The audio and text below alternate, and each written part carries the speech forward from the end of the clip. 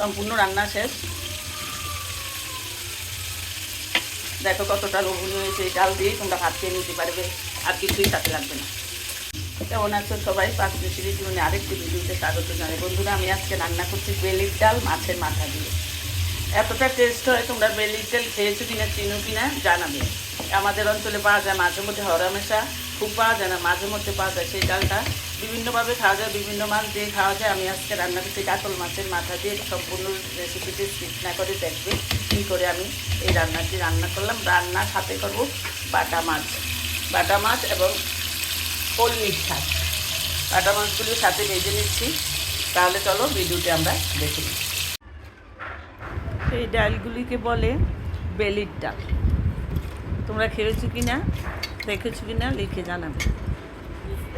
ভালো করে ধুয়ে নেব। এখন ডালটা বসিয়ে দিলাম, জল দিয়ে সিদ্ধ করব অনেকক্ষণের জন্য, কারণ এই ডাল সিদ্ধতে অনেক সময় লাগে। দিয়ে দেবো মাছের মাথা, কাতল মাছের মাথা নিয়েছি। খুব ভালো লাগে মাথা দিয়ে রান্না করলে। আর করবো বাটা মাছ টমেটো দিয়ে। বাটা মাছ সব মশলা নিয়ে, মাছের মাথা ধুয়ে মশলা নিয়ে এসে পড়লাম রান্না বসিয়ে দেব। এখন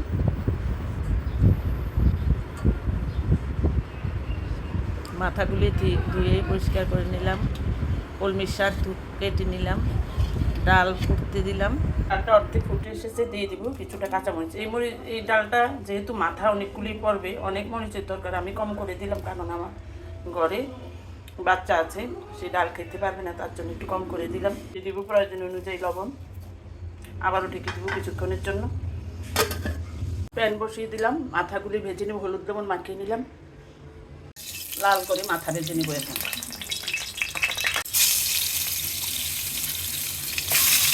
অনেক বড় মাথাটা, কাতল মাছের মাথা, তবে পুরাটা দিব না, কিছু অংশ দেবো, কারণ এত মাথা লাগবে না।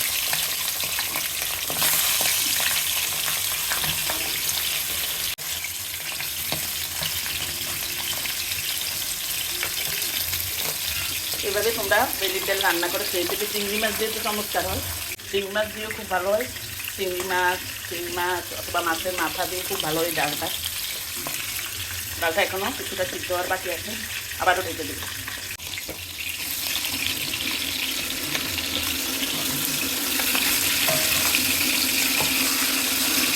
ডালটা এখন ভেঙে নেব।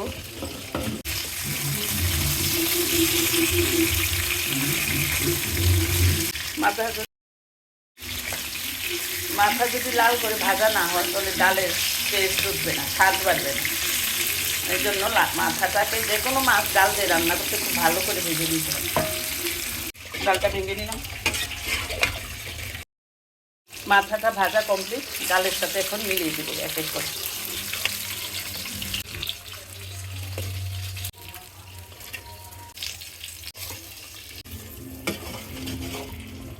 মাথা সিদ্ধতে আরও জল দিতে হবে। আমি গরম জল দিয়ে দিলাম ডালে। মাথা ভেজে রেখেছিলাম যে ডালটা, সেটু ডালে দিয়ে দেবো।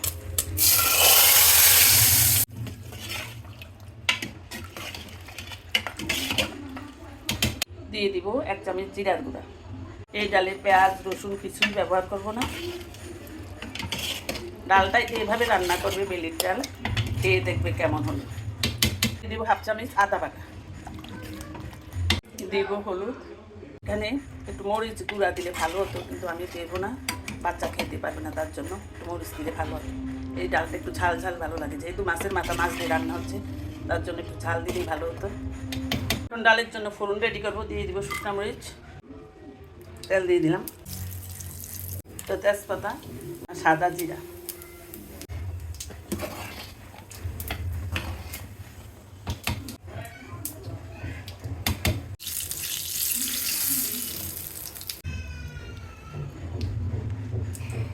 ফোড়নটা এখন মিলিয়ে দেবো।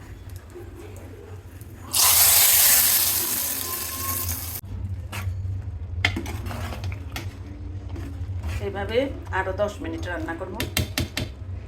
ডাল হতে হতে ভেজে নেব মাছ। এই ফাঁকে আমি মাছ রেডি করব, মাছ ভেজে নেব।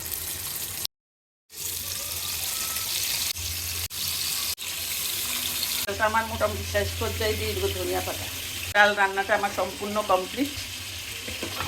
এভাবে বেলির চাল মাথা দিয়ে বা যে কোনো চিংড়ি মাছ দিয়ে খেয়ে দেখবে যারা এখনো খাওনি।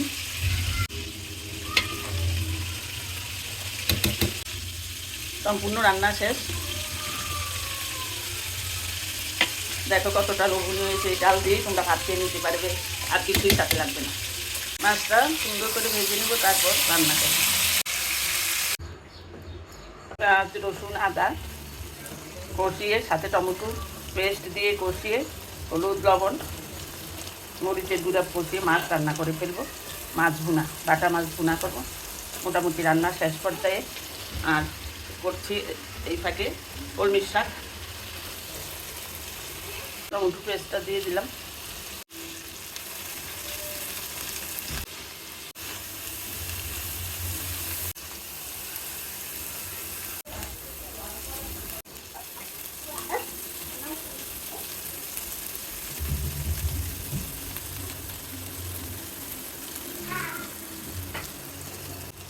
অন্য লবণ দিয়ে দিলাম।